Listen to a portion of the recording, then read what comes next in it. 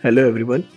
In today's video we will talk about the different views of a document, then zoom in and zoom out buttons, then we'll talk about customizing the status bar and the quick access toolbar. Then we will also talk about adding the keyboard shortcuts for the most frequently used commands. Finally, we will also talk about protecting our document from the changes that the others can make in our document. We can limit those changes and we can have a better control over it. So we'll see how to do that. Now to start with the views of the document, I have already created a document with one page, and in the header section I have the page number, I have heading, the content, another heading and content, and a little bit of graphics. So let's see what happens in the different views of the document. The first one is the print layout view. In this view, the margin, headers, footers if any, and everything that you have in your document appears on the screen. The second layout is the outline view. In order to change the views of the document, we can click on the view buttons on the right hand side of the status bar, or we can go to the view tab, and from the document views group we can select the layout that we want. For now, in order to switch to outline view, we will go to the view tab, and in the documents view area we'll click on outline. As you can see, the graphics is not visible. We have only an outline of the document, that is the heading, the main content, and then subheading, its contents, then another subheading and its content, and another heading of the same level and its content. To close this view, we click on the close outline view. Now, in the web layout view, we will see the page as it will appear if it were a web page. Means the pages that we see on the internet, it will appear in the same manner. In that case, it takes the full width of the available application window. I will again go to the view tab and click on web layout view. As you can see, the page appears in the form it will appear on internet, that is in a web page. Next is the full screen reading view. As the name suggests, it is going to make the document appear in full screen mode, optimized for reading. That is, we will have only the document on the screen, not the ribbon, not the tabs or the status bar, nothing else will be there. Okay. So let's switch to the full screen reading view. For this, again we can go to the view tab, and from the document views group, we can click on full screen reading. In order to close the reading view, we can click on close. The next view is draft view. In this view, it will allow you to quickly edit the text. That is, the header and footer and the graphics will not be shown on the screen. Rather, you will see only the text version. We will go to the view tab again. In the document views group, we will click on draft. As you can see, we have all the formatting available, but there is no image appearing and there is no header or footer. However, we have the ruler appearing on the screen and we can see the text. Now let's go to the normal view, that is the print layout view. Now let's see the purpose of zoom. Well, sometimes we need to see the details of the document, and for that purpose we don't want to change the formatting of the document, and we just want to magnify the document so that we can see the details clearly. For this purpose, we have to zoom in. Zoom in means we will make lesser content occupy the available visible area. Opposite of this is zoom out, which means that we will have more content visible on the screen. Now to zoom in or zoom out, we can click on the zoom slider, which is available on the status bar on the right hand side. As you can see here, this is the zoom slider. If we move it left, the document will be zoomed out, means the whole document is visible on the screen, and if we move it right, The lesser content is displayed on the screen, but we can see the details and the document is magnified. However, there is no change in the formatting here. This zooming can also be done with the help of mouse. We can keep the control key pressed and we can turn the wheels of the mouse. The other way will be to use the zoom button. Again, just before the sliders, we have the zoom button. Click on this zoom and you get a zoom dialog box. From this dialog box, you can select the zoom level that you want. So you can simply click on OK and the document will return to that zoom level which you selected. We can also click on the minus and plus buttons available near the zoom slider. The minus button will make the zoom slider move towards left by 10% every click, and the plus button will make it move by 10% towards right. There is another way to work with the zoom. For this, we can go to the View tab. From the zoom group of buttons, we can click on the zoom option there. This will open the same dialog box which we got from the zoom button, which we clicked from the status bar. So now we can again select the zoom level, or we can write it here manually to set it to that zoom level. So I'm writing here 105%, and when we click on OK, it is zoomed to 105%. This you can see from the status bar. Now let's talk about the status bar. Status bar gives us a lot of information about the document we are working on. In order to customize it, we can right click on it, which opens the Customize Status Bar menu, and from this menu, whatever information we want to be displayed on the status bar, we can select. The selected items will have the check mark before them. So now suppose I want to have an indication about when the caps lock is on, so I will select that. And if I want the information about the line number, I will select that also. If I don't want such informations, I can click on them again to remove the check mark, and so they will also be removed from the status bar. For now, let's see line number. Line number you can see here. So it appears because we had selected it from there. Now when we check it off, it is removed from here. Let's see what effect has the caps lock on this. For now, in order to remove this menu, we can click anywhere else to get it gone. Now let's press the caps lock key. I have pressed the caps lock key to on, and now we can see here it's showing caps lock. So caps lock is enabled and all letters will be capitalized. Now if I press it again, it's off and the information is gone. Now let's talk about the quick access toolbar.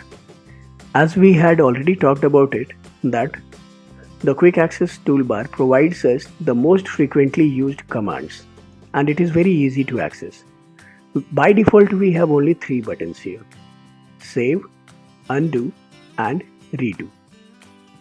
Well, this is the only toolbar available in MS Word window. Rest are the ribbons and the options or commands. So the quick access toolbar can be customized to accommodate more icons or more commands here, or to remove some commands from here.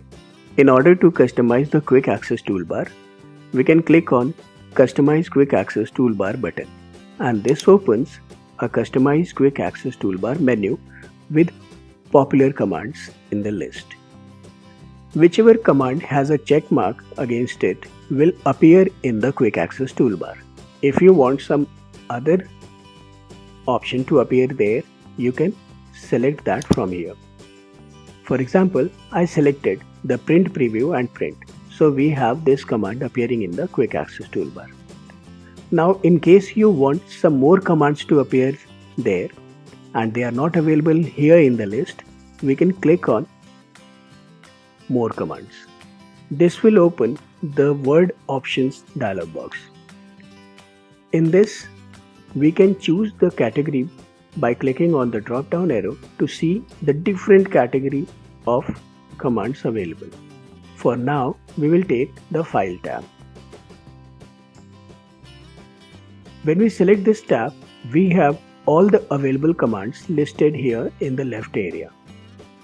Now, if we want to add these commands to the Quick Access toolbar, we will have to select it and click on Add to add it to the list. So this right hand side area contains the commands which will be added to the Quick Access toolbar.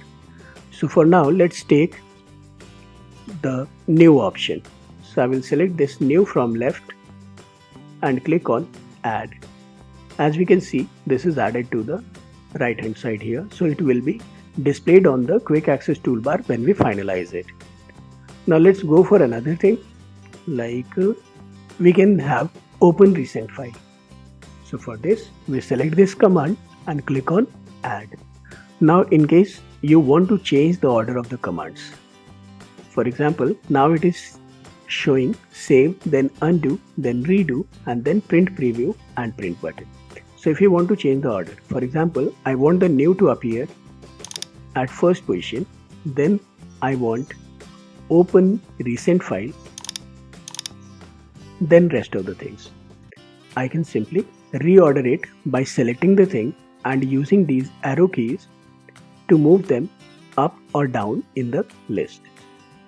Now since we are done with adding the commands, we will click on OK, and we can see that whatever changes we made has been reflected here. We have the first button as new, then Open Recent Files, then Save, Undo, Redo, and Print Preview and Print option.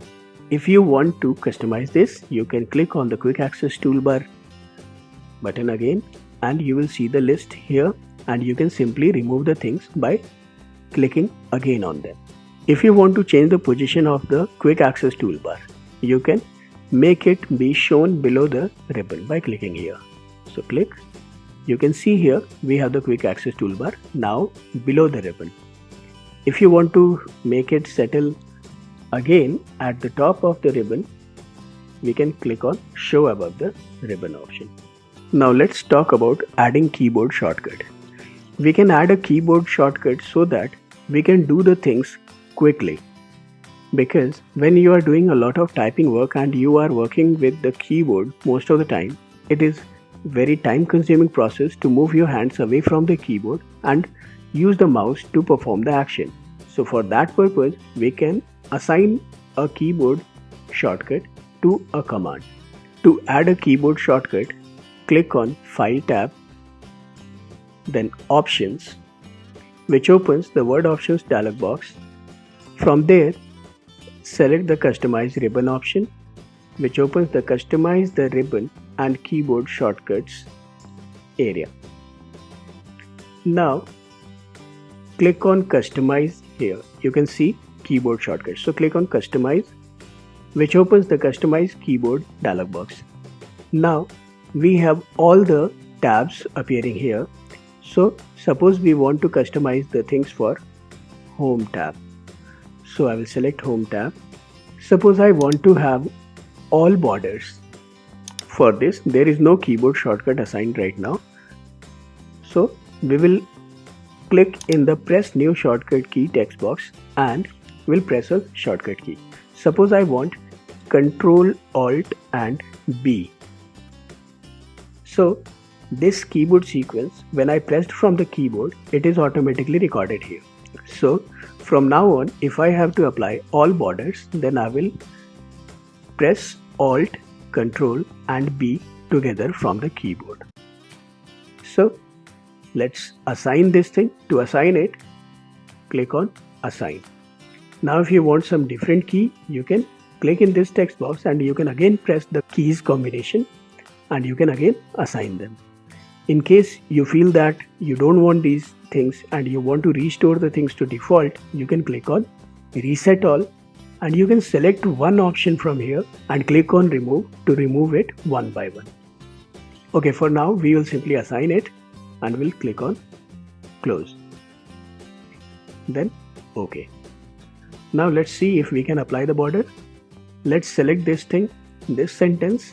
So I will triple click here Okay, now I'll press Alt, Control and B. As you can see, we have the border appearing here. Now let's talk about protecting a document. We protect a document to limit the number of changes the people can do in our document. This is important when you are having several people working on your document. When a document is protected and is opened by somebody, the areas where the editing is possible, they are all highlighted. And when the people try to edit the restricted areas, there is a proper message displayed in the status bar saying that you cannot make changes here. To protect the document, we click on Review tab and from the Protect group of buttons, click on Restrict Editing option. This opens the Restrict Formatting and Editing pane. Click the checkbox for limiting the formatting to a selection of styles and then click on Settings. This opens the Formatting Restrictions dialog box and you can select the things which you want to restrict from formatting. When you are done, click on OK. This asks whether you want to remove the formatting styles that are not allowed. No. Whatever is there will keep, but we will not allow any changes to this. The second is editing restrictions. From there, put a tick mark against allow only this type of editing in the document. And from here, click on the drop down list to open the options. The first one is tracked changes. This means that whenever somebody will try to make a change in your document, you will be able to track it. Means you'll be able to know what has been edited or what are the changes the people have made to your document. The next one is comments. This will help the people give comments to your document and it will be up to you to review it and accept it or reject it. Next is filling in forms, so you can allow the people to fill in the forms if you have in your document. And if you select this option, that is no changes, it will make the document read only. Means the people will not be able to make any changes. They will only read the document. Now from the groups or exceptions, select the parts of the documents and choose the users who are allowed to freely edit them. Means if you want to have some editing possible in a few of the areas of your document, for example, if I select this paragraph and select everyone, then this part of the document will be editable for the people. Then the last is click on Yes, start enforcing protection. So when you click on this, there will be a dialog box coming up. It will ask for your password. If somebody tries to make the changes, maybe you want to make the changes later on, so you will be required to enter the password here. So let's give some password here, then re-enter the password to confirm and then click OK. And your document is protected. Now let's see. This document is open and this is the highlighted area. Let's try to make some changes here. Okay, a network is a collection of, or let me delete something from here.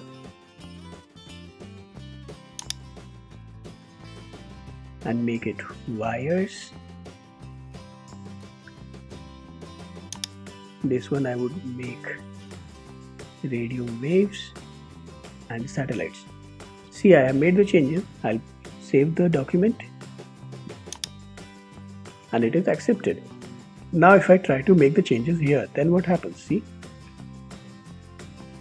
I'm not able to make any changes. Even when I'm pressing several keys on the keyboard, there is no change in here. And you can see on the status bar, this modification is not allowed because this selection is locked. So this is how we protect the document.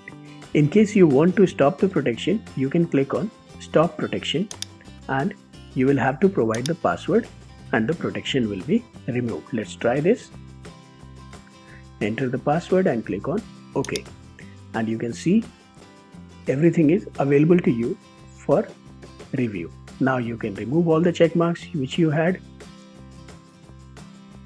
and your document is normal. See you in the next video. Thank you.